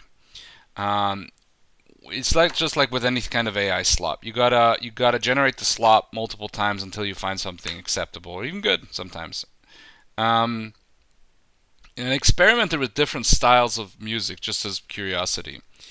Now, here's a little mini beast question of the week. Would you guys mind if I try out some different of these variations? And then you could say, well, this is the Swinging at the Beast Mail jazz version. So I probably will come back to that. But maybe next week, I'll keep this one for this one. And the next week, I'll try something else. We could have like a Beast Mail intro music vote. AI intro slop music intro vote, whatever. We'll see. Right now, I'm going to keep this one for this episode and then next episode. Because next episode is most likely going to be the Fallout show episode, but I might take a break and talk about something else that I like. Maybe some video games, something else, or maybe a movie that I actually like. But anyway, let's jump into the Beast Mail. And I actually was really smart because I had it set up, opened, but then I closed it up because I am what I am. I'm gonna reopen Emerald Rangers. You're gonna excite like Mondo Coolcast likes to do it, just the typing and the randomness. But this is what you're here for. So we're gonna start off with Death Adder's comment. He writes on March 1st, I still look at the man baby toys when I'm shopping. Shopping, but I'm with you. As I get older, I don't like to have too much stuff. If I have to move, I want all my baby toys to fit into 4 boxes. It's a shame because the toys of today are super badass looking. That is true. I cannot disagree with that. Now, I've been a little bit whining on that. Is it jealousy? I cannot buy more. I could buy more now. There's a couple that I will still probably buy. So I'm not quite done with man-baby toys when it comes to man-baby figures, right? As Tomcat said about Master of the Universe toys, they've been just churning them out because people buy them. I don't know if I'll get Masterverse toys, which are the toys that they made for the Kevin Smith show, because they have made now toys that weren't in the show, that are just like, they made one based on the movie, the 1980 movie. That one I might get. We'll see what will happen. Because that one is not that bad. There's other ones that they made. They made, as I said, there was the crossover, whatever, all kinds of stuff. So there's a couple of figures I still want to get, but I have also a hard limit. 4 boxes is not bad. I don't know if it's going to be 4 boxes for me, but I'm the same way. I don't want to have too much junk that I just have to dust off, whatever, from time to time. Now, I have a couple of figures that I'm happy with, and there's probably, because I'm the Superman idiot fan that I am, there's a newer, I think, a Christopher Reeve figure, a new one made for, especially the 1987 movie from Todd McFarlane, that I'm thinking of getting. And I want to get some villains for all the figures, at least one villain. And I have the Mayfax Spider-Man, but it's not the original. It's the bootleg version, which is pretty cool, but he falls apart. So I might want to replace my Spider-Man. I might give that one to somebody else who hashtag appreciates it. But I might get a legit, a better Spider-Man figure. We'll see. I'm right now happy. I want to get some more Marvel stuff. I'm probably gonna get Motu and Marvel stuff. But there's been really cool Thundercats figures and also Flash Gordon figures. So who am I? Maybe I'm wrong. Maybe because this is also I'm a little bit afraid of like getting into this hobby. Like it's just gonna be like way too many figures, and all my walls and my shit are gonna be full of that after years. I'm like, I don't know if I want that. Not because of the cringe factor, because I'm above 40 now. I'm beyond cringe now, because I have become the cringe. And that's all good. That is how it's supposed to be. It's just about again putting all this shit on my walls. It also I don't like that look that much. I don't like to keep figures in packages. And I don't have that much space. And I like paintings. I like posters. I have a couple of. I still have quite a lot of free space in my bedroom, but I have already stuff that I want to hang up there, and I don't necessarily want to do figures. We'll see. We'll see how it's going to turn out. But yeah, you're right. We got to have the man baby toys, the good ones at least, No more Funko Pops. I have 3 Funko Pops. One I only got because when I was with at CF, we were at MagFest. I got 2 figures. I got a Funko Pop. The only one that was kind of cool, but it's Woody Woodpecker. And I did get at one point Superman, Batman, but I'm never gonna get more Funko Pops, which is it's becoming the Funko Pops are like to figures and collectibles as E.T. the Atari game is to video games. So let's just be. They've been like dumping unsold Funko Pops into the trash bin because nobody wants them. People want action figures, but actual action figures, not just these huge waterhead versions of. But there's some characters that only have Funko Pops because they're cheaper to produce, right? There's certain very obscure characters like Kaizi. He showed me a Zorn from the Son of Zorn show character. There's not going to be a real, Funko Pop action like Zorn because that show was never that popular. It's amazing it's got a Funko Pop, but anyway. So yeah, so let's continue on with the comment. I had to Google Skibbity Toilet. Thanks for the nightmares. Wow, I'm jealous of you. That I'm sorry that I had to open your eyes to this horror of the Alpha generation. Yes, I'm sorry. And apparently Michael Bay's making a movie, probably a movie franchise on the level of Transformers, right? Generation Alpha stepping out of the womb with an iPad in their hands hasn't been great for society. I shudder to think about Generation Beta. I don't even want to know. I think Generation Beta, technically after the way how they do generations, Generation Beta will be starting to be born now. I don't know what Generation Babe. That's going to be the full, true cyberpunk future, guys. Those are going to be the first cyborgs. I guess there was this one guy with the antenna in his head, but when I mean cyborgs, I mean they're going to grow up in the actual cyberpunk dystopia. But of course, don't worry. It's going to be much lamer, much more boring, not as cool, and it's going to be closer to 1984 than anything else. So just get ready for that. Generation Beta, when we're going to be old men, Death Adder, they're going to have like cybernetic implants. They're just going to be like, but it's going to be like these guys in the Wall-E movie, in the robotic wheelchairs. That's what it's going to be. They're going to be really fat. So it's going to be more like Idiocracy meets Wall-E guys. It's not going to be like cool cyberpunk shit, right? So maybe a little bit. Who knows? Maybe in Japan. I would think if we're going to have an actual cyberpunk city, or we are really technically in the cyberpunk age, but this is like the early, really boring age, although now we're starting to have humanoid robots that you can buy for $10,000, I guess, but they cannot do that much. But they're humanoid robots, and it's still cool. We know what they're going to be used for. The advanced sex doll guys, humanoid robot guys, let our powers combine to make gynoids, female-shaped androids. Yep, that's what's gonna be. A part of me really believes that the world ended in 2011 and we are just in some bizarre version of hell. The day Macho Man Randy Savage died in 2011 marks the end. Think about it. If Macho Man were still alive today, he would have been able to defeat the woke skinwalkers trademark. Yes. Yes!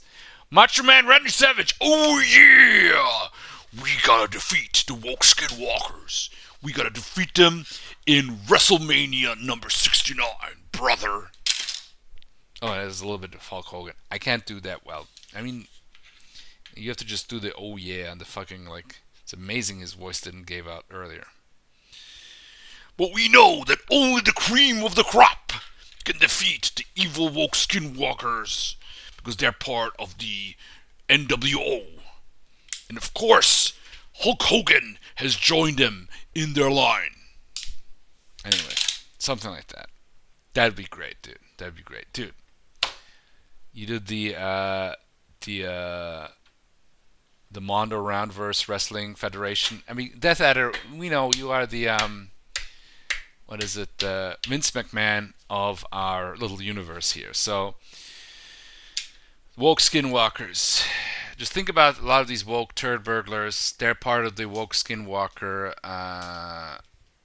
cult. You know, like the communist woke skin, the communist wrestling government section of woke skinwalkers. Some bullshit like that. I don't know. Speaking of Skinwalker's trademark, I saw a commercial with Kevin Smith in it recently. Very horror movie-esque. He looks like if someone threw a sheet over a broomstick and put two googly eyes on it.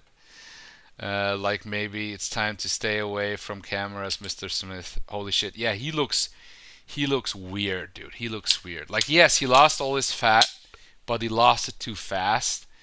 And he lost it, like, look, I'm all for health and shit, and it's really hard to lose weight, to get fit, especially after a certain age. So he got a nutritionist, he got a trainer, whatever. He's a millionaire, so he could afford it. But he had also discipline. I respect him for that. But he lost it too fast, and it fucked with his mind. Believe me. And he looks with this fucking expression. It's like, you know what? I kind of miss. This was the end for him. I don't know if the world ended in 2011. Maybe it did. There was some good times after 2011, but it's like, you know, it's the frog being heated slowly. That's what we are then, you know. Like, that's the frog. We'll see about that.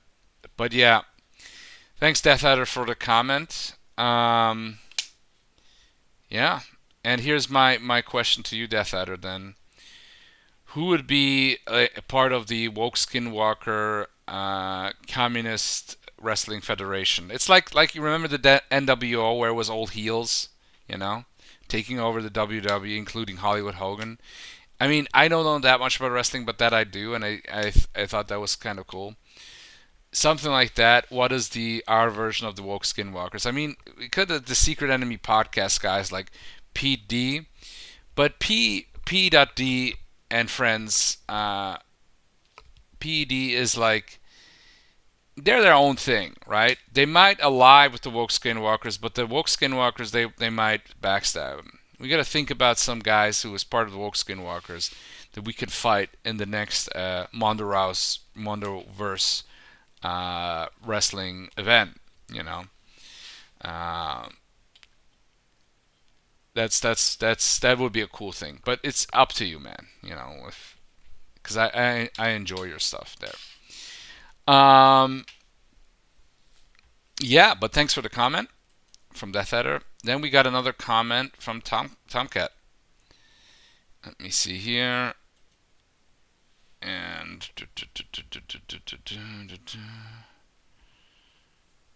here we go. Tom. So this is from Tomcat X. McG is a stupid name for a director. You're right. Fuck that guy. Agreed. McG. Fuck him. God. The AI generated songs add a lot to the podcast. Well done, sir. Thank you. I'm happy you enjoy my AI slop music. You're right. I forgot about those cartoon accurate Motu figures that came out. Man, have they been milking Motu lately? Look, this is the thing about Motu.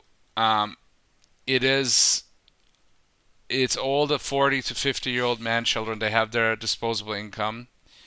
I think they did also milk a lot of with GI Joe is another one. Transformers, all the big 80s one and 90s one.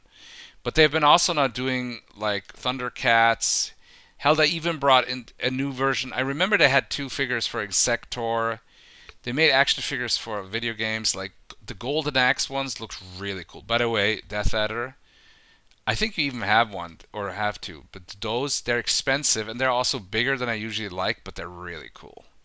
Like I was tempted multiple times to buy one, like some of them are like, at least at Big Bad Toy Store they're sold out, but I'm afraid that the sharks will hike up the price for them, but I think they start at like $200 or something.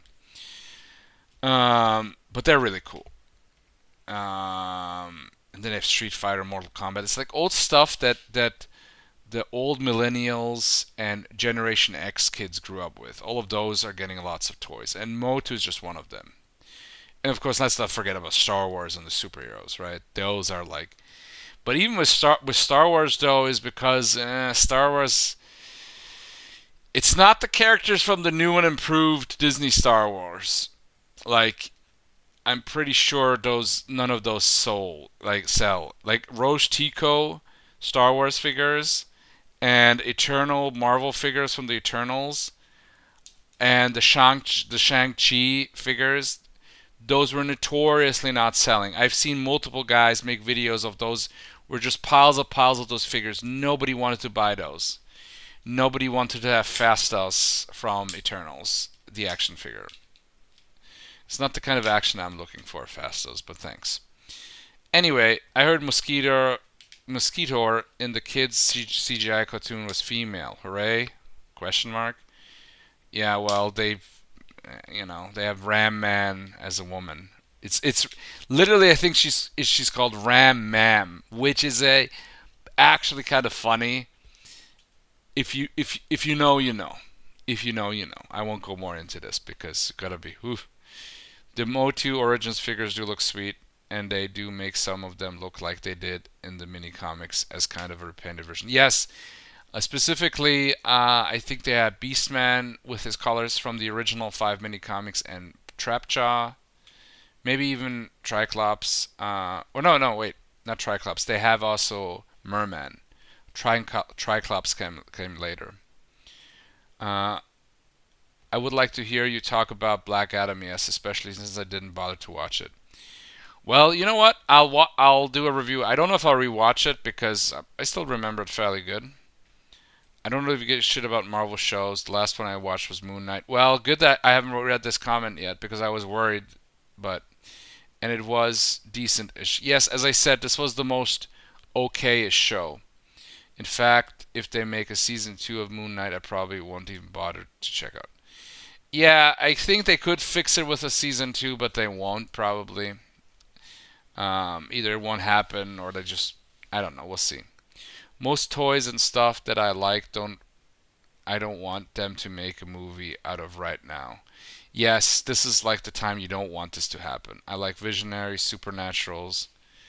Supernaturals are cool. They have the hologram face, right? Barnyard Commandos. There is one cartoon toy that I like that I wouldn't mind seeing a stupid movie of, and that is Monster Force from the 90s. I mean, Monster Force, I didn't even know that one. You like some out there shows, like. The thing is that I don't think you have to worry too much. They did announce the Visionaries movie but nothing came out of it. I talked about this. Okay, so it's like, I guess the Universal Monsters, and it had a cartoon. Yes, it's the Universal Monsters, but as like a kid's story. That's cool. That's cool. The creature looks pretty cool. Their version of the creature. I didn't even see. There's so much stuff has been made. I didn't even heard of Monster Force. Um, that could be a great movie. Like the guys at Universal. I mean, there was a Universal monster movie where a kid, I haven't seen it yet, but the kid encounters them and they were look like the classic ones. It might be actually interesting if they were trying to make a dark multiverse kind of thing. They called it the Dark Verse, whatever, but it was a Universal monster. It was supposed to be a Universal. That is like the cinematic universe that died before it could take off. That's when they did the Mummy reboot. But yeah, don't ask me why. I just like it enough to want to see a movie, but I'm not super attached. Oh yeah, by the way, okay, here, quick. I said I was done with the series. I will say one big positive thing for the MCU shows, okay? I'll be nice. This is one I will actually recommend, okay? Werewolf by Night. I won't even say too much about it because this was actually cool and it's a one-off. It's a one-off 40-minute. This is the sad part of this, okay? All these characters and shows done badly, you know. And then one thing that could have been either a great show or even a movie, but it could have been a really great monster like hunter show kind of thing. The way how it's set up, Werewolf by Night, that really stuck out because it was black and white. It really felt like these old school horror films, like the Universal horror movies. Tom, uh, I know, I know, Marvel Trust is. I'm the same way. Is at all time low, but I'm happy I did watch that. It's one. It's not even full. It's like 45 minutes or something, maybe 50. Not probably not full 50, but um, in those 50 minutes they do much cooler stuff. By the way, because they let the director do his thing, um, so I am like, yeah, I am. I would say this, Tom. Oh yeah, and I also saw the fucking the Christmas special, the Guardians of the Galaxy. That one was not good. Not the worst. It's just more of Guardians of the Galaxy, just worse. Okay, it's probably the weakest out of the Guardians of the Galaxy stuff. Okay, but Werewolf by Night. Werewolf by Night. Give me a second, because the director who directed it, he had actually more. This is my favorite MCU thing. I guess it's not a movie, it's not a series, because probably they thought, well, nobody will watch it. This is They also made a colorized version. Watch the black and white one, because if you want to have like old school, uh, Universal monsters, if the Universal monster cinematic universe would have looked like this, it would have been great. And if Marvel is smart, this will get a sequel or something, an expansion of some sort. I really hope. This is the one thing, the small beam light of hope. Okay, uh, Werewolf by Night, and I won't go too much into this one because I don't want to spoil it because it's really cool. There's some really cool shit in there. There is a really nice. You'll see. I won't even say it. Watch Werewolf by Night if you got Disney Plus or other ways. Just check it out. That is the one that was actually good. Want to see a movie, but I'm not super attached, so I can accept Hollywood fucking it up if it comes out. Yeah, there is like franchises where you're like, yeah, it's okay, but I'm not super attached. Biker Mice from Mars, I like actually just enough where I would be a little bit disappointed if they fuck it up, but maybe Street Sharks and Extreme Dinosaurs. That would be like I don't care that much, but it could be fun. Imagine, I mean, they made a cartoon also with you remember the Incredible Crash Test Dummies, where they decided that's supposed to be a series and a toy series. My friend had like one or two. I mean, it was cool that they could like fall apart and explode. Um, I don't think we need a movie of that. It had a cartoon show, but I guess I don't know. Mighty Max, now Mighty Max could be cool, but I'm again too attached to Mighty Max. But that should have been done in that era. If Mighty Max would have been done in the '90s, when Mighty Max was at its height, that would have been nice. But back then, making a movie based on a toy was like almost unheard of, or like a board game. The only one I know about is the Clue movie. You know, the only toy-related movie, like directly from a toy, was in the. This is before we have the superhero wave and the adaptation wave and the reboot wave, whatever, which is now the last 20 something years. 25 plus years. Jesus Christ, I'm old. The only one that I knew was the Masters of the Universe movie. You know, and I mean by movie adaptation, I mean live action. Like, yes, there was animated TV shows and movies for all the big toy lines, of course, but it was just making a live action adaptation. I mean, comic books got barely adapted. At that point, there was like a straight to VHS adaptation of Captain America that I actually like. I gotta rewatch it, and I think I like it more than what it is. And there was the Punisher movie. It was Howard the Duck. So they had a couple of attempts, but it wasn't what it is now. Anyway, from what you said about the Loki show, it doesn't sound interesting. There's so much entertainment out there that I don't have time to keep up with Marvel or the god awful shows. You're right. It's not worth it. Especially if you... I would really recommend to all of you guys, this is one thing I recommend, that sometimes there's something still good being made nowadays, but it's so rare, especially nowadays. Like, as soon as something that it could be decently good, then you have like, hey fellow kids, I'm your woke skinwalker. You remember this character, right? This is exactly how you remember him. And then he comes out and he's not like you remember him. And I'm like, yeah. Sorry, I had to. Yeah. Older shows I would recommend. There's so much out there to watch. And there's gotta be like something that you'll enjoy. Like I've been watching mostly older shows. A couple of new shows, but like, yeah. As I've gotten older, I've developed an interest in cop detective shows. Even though they're still being made, there's never has been a...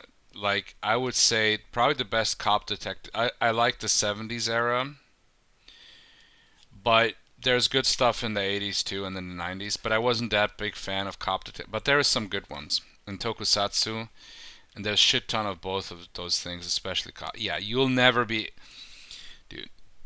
Tokusatsu and cop shows, you'll always have something to watch. And I'm just talking live action tokusatsu. This doesn't even... I'm not even counting anime tokusatsu, right? Because there's a ton of that more. Or like some that are like combining multiple... Like, there's this one, the dinosaur themed one, where it combines animated characters, live action like sets like they do for the kaiju tokusatsu stuff, and then also stop motion, which is crazy. Okay. Yeah, exactly, yeah. Let's continue on. It's weird that Death Adder bothered to watch the Barbie movie, I guess, just so he could oogle Margaret Robbie. Uh-oh. Are we gonna have now some arguing between commenters? I don't mean to talk bad about DA. He's an awesome guy, and I agree with most of his opinions. I can't blame you for making fun of Owen Wilson, especially after his suicide attempt. He had a suicide attempt? Jesus Christ. I'm a rich movie star. Wah. Well, it has to be, I'm a rich movie star. Wah. I'm Owen Wilson. But there's one movie of his that I love. It's The Minus Man. Look, I'll be honest. It's fun to make fun of Owen Wilson just because he's Owen Wilson. But he was probably in movies. I think with the Wes Anderson movies, like I will say this, that I've seen Royal Tenenbaums. That's a good one, and he's been in a couple of pretty good movies, or at least decent ones. But it's just fun to make fun of him. He's not that bad of an actor. The Minus Men is a movie where Owen Wilson plays a serial killer who poisons people. This was an earlier role for Wilson before he hit it big, and it's easily his best movie. Not that it's as fucked up as Marley and Me, lol. Marley and Me, wait, I might have seen. Is that with the dog?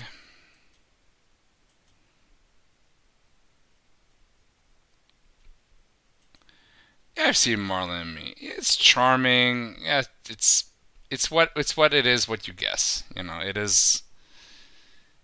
It's what it is. It's like, I'm not saying it's good, but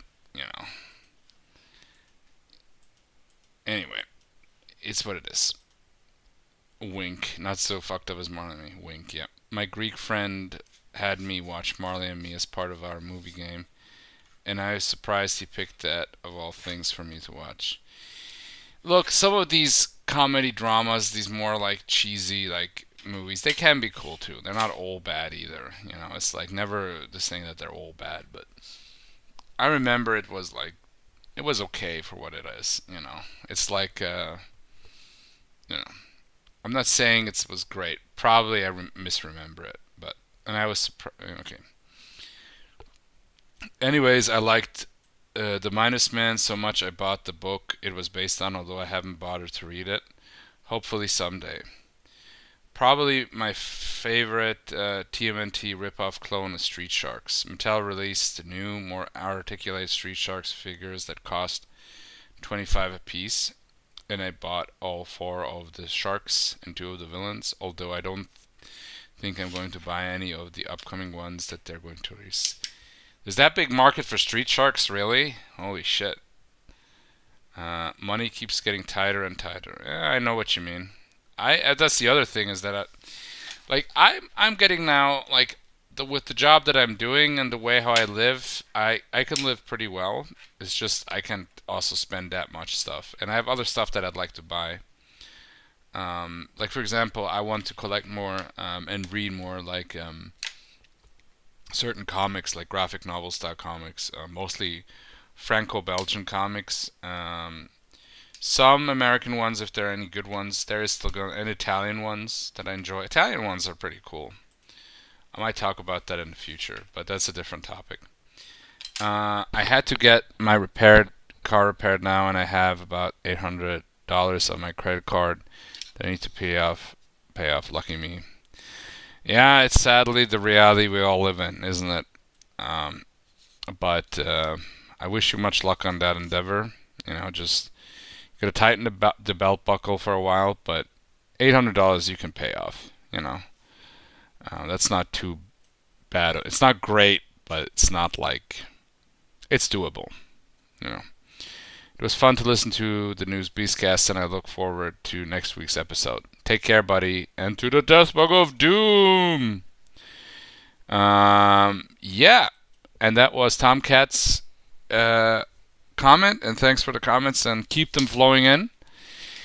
And yeah, so I'm gonna post this still today, and I hope you enjoy. If you have any other questions or ideas for Beastcasts and whatever, I'm not quite sure yet. I'm not completely tight.